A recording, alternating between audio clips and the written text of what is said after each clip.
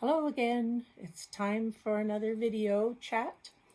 I think it's been a while since I've been down in my sewing room and I've left quite a bit of a mess down here. I keep coming in and doing something and going out and doing something else, and I haven't finished anything in quite a while. So I'll show you what I've been doing. First of all, I had a big bag of small bits. Most of them are some little bits left over. Sometimes they're kids' things and they're a bit of a square. Sometimes it's just some odd shaped pieces. I picked out, as you can see, I picked out a lot of green, and I'm working with something that's green right now. But basically what I've been doing is emptying a bag that has a lot of bits and pieces in it.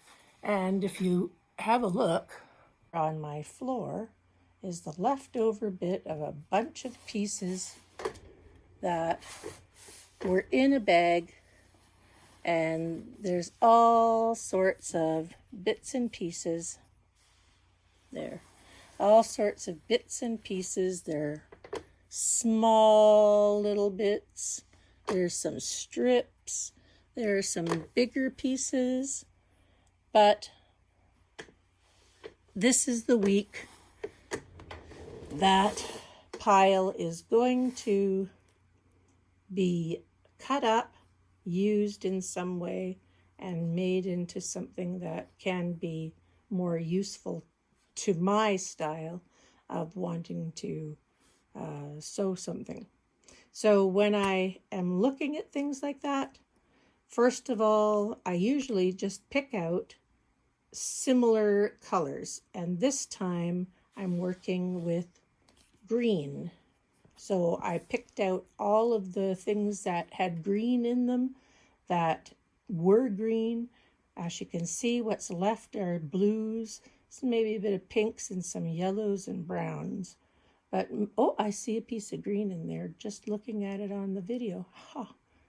All right. So anyway, what I did was pick out all the greens. So once I have all the greens sorted out, I start to make squares out of them. And I set the fabric on my desk in front of me.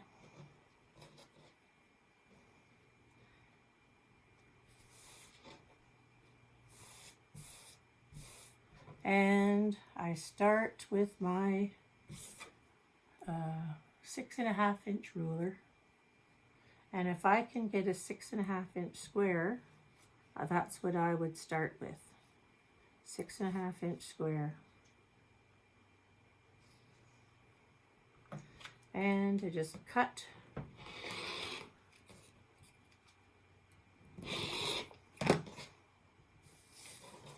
and do a 6.5 inch square, because that's a really useful thing to have.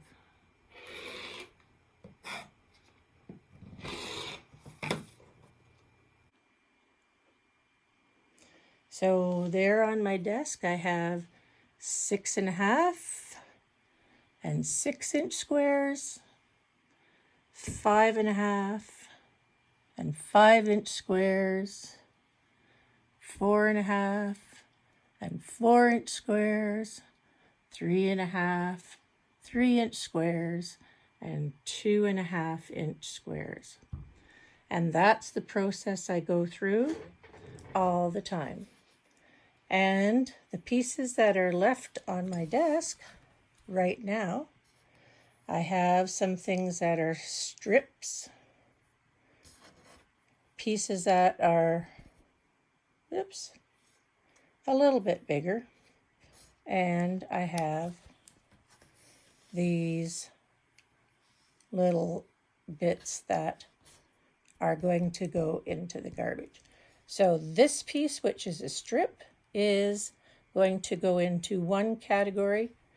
This piece that is a little bit bigger, I could probably cut a couple squares out of that in a different size.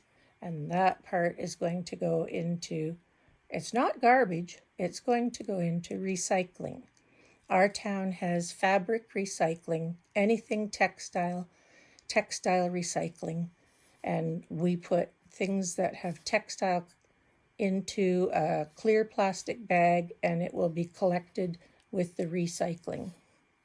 There are a number of bins in the city that collect textile, used clothing, clothing that is still good, old bed sheets, old pillowcases, curtains, anything textile can go into those recycling boxes and be used again, made to use again.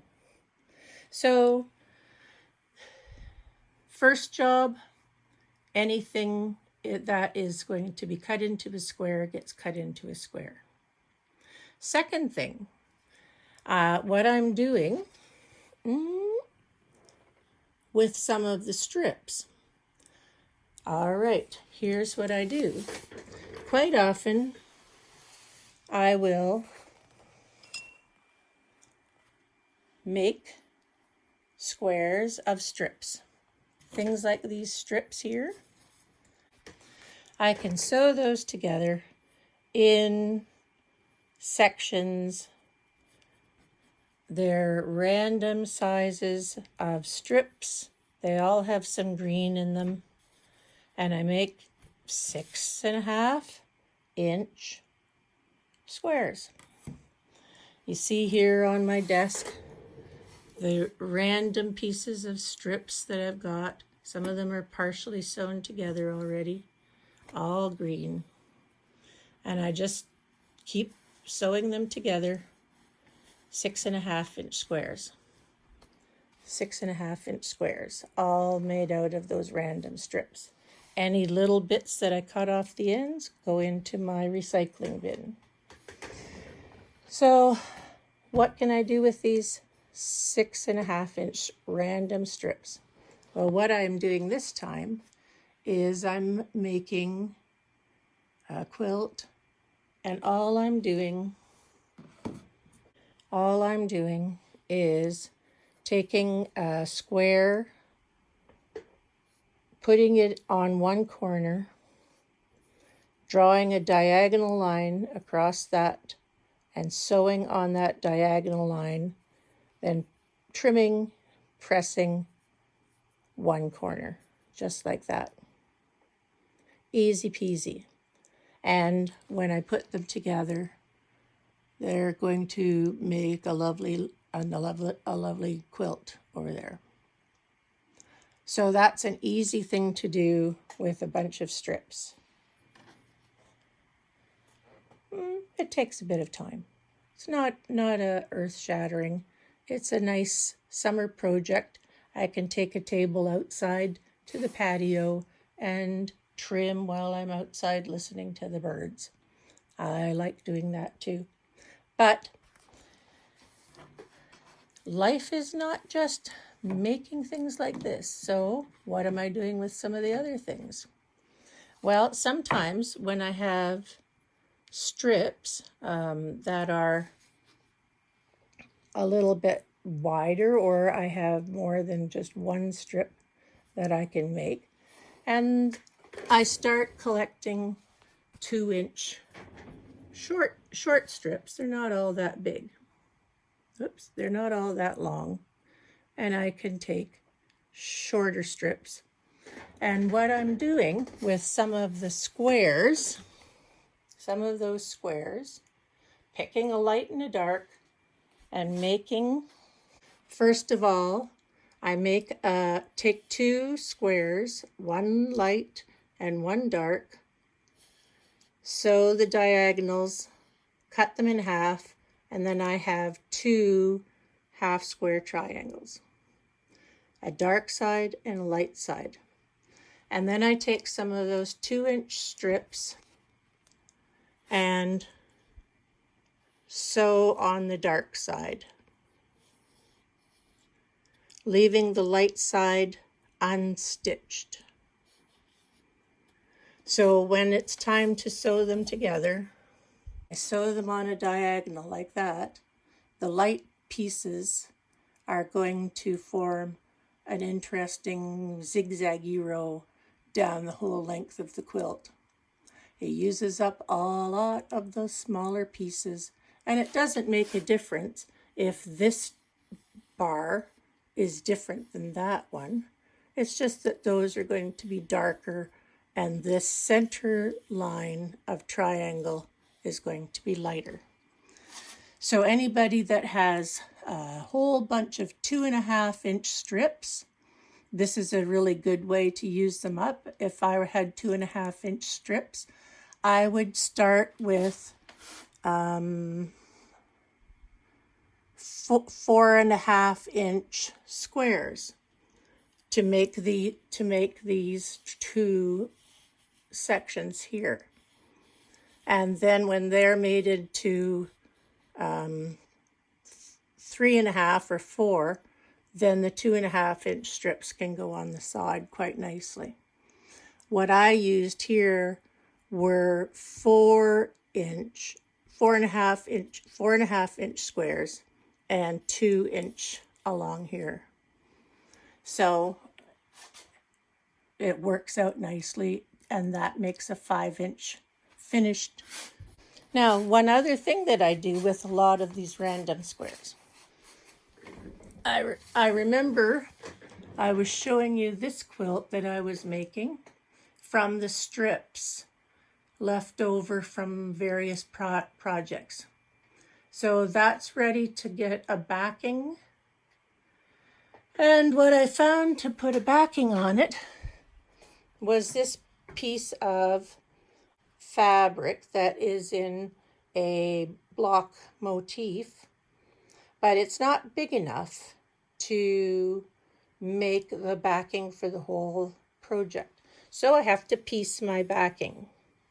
So what I'm doing is I took some of these 6.5-inch squares that I've been cutting up, and I made a strip of 6.5-inch squares, and I'll sew a strip of that on the bottom and the top of this piece of fabric, and probably in the center I'll slice it and put a strip in the center as well, and that will make enough fabric to put the backing on that quilt over there.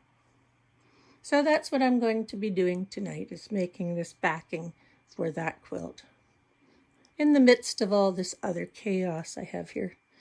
But cleaning up my scraps is always a lot of fun, and when the fall comes, I like to sort of start sewing again with clean bags and empty things out during the summertime.